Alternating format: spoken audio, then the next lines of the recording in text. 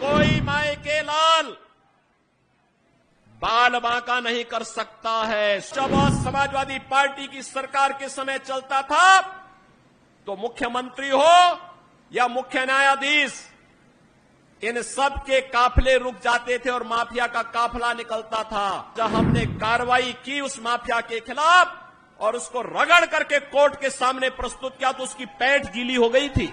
निर्दोष लोगों को मारोगे तो मिट्टी भी नहीं मिल पाएगी। जिनकी गर्मी हम शांत कर चुके हैं उनको गर्म मत होने दीजिए। अब अभी जम्मू कश्मीर से आ रहा हूं और केवल यहां की सभा के लिए आया हूं, अन्यथा मेरे और भी कार्यक्रम थे। मैंने कहा नहीं, मैं जाऊंगा सरधना में, मैं इस बार जरूर जाऊंगा, 24 में मैं जरूर जाऊंगा। और बहनों भाइयों, मैं इसीलिए आया हूं आपसे कहने के लिए, जो लोग गुमराह कर रहे हैं उनके गुमराह में आने की आवश्यकता नहीं। ये लोग कभी नहीं आएंगे। फिर जाति के सौदागर उपयोग करेंगे, बाद में सौदेबाजी करके गायब हो जाएंगे। हमें किसी भी ऐसे व्यक्ति के बहकावे में नहीं आना है जिससे हमारा राष्ट्र धर्म खतरे में आए। याद रखना, इस देश के राष्ट्र धर्म को हमेशा खतरा जब भी आया है, इन्हीं लोगों के कारण आया है जिन्होंने जातीयता के आधार पर समाज के सामाजिक ताने बाने को छिन्न भिन्न किया है, हमेशा छिन्न भिन्न किया है। और बहनों और भाइयों, मैं आपको इस बात के लिए आश्वस्त करता हूं कि कोई माए के लाल बाल बांका नहीं कर सकता है। सुरक्षा की इतनी पुख्ता व्यवस्था हमने की है यूपी के अंदर। आज आप देखते होंगे बड़े बड़े दुर्दांत माफिया और अपराधी किस कदर उनकी दुर्गति हो रही है। आप देख रहे होंगे, जिनके नाम से ही लोग कर्फ्यू जैसा माहौल होता था, आज उनकी दुर्गति क्या है हर व्यक्ति देख रहा है।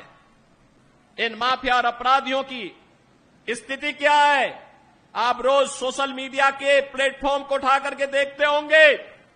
एक दुर्दांत माफिया ऐसा भी था। बहनों और भाइयों, जब समाजवादी पार्टी की सरकार के समय चलता था तो मुख्यमंत्री हो या मुख्य न्यायाधीश, इन सब के काफिले रुक जाते थे और माफिया का काफिला निकलता था। और जब हमने कार्रवाई की उस माफिया के खिलाफ और उसको रगड़ करके कोर्ट के सामने प्रस्तुत किया तो उसकी पैंट गीली हो गई थी,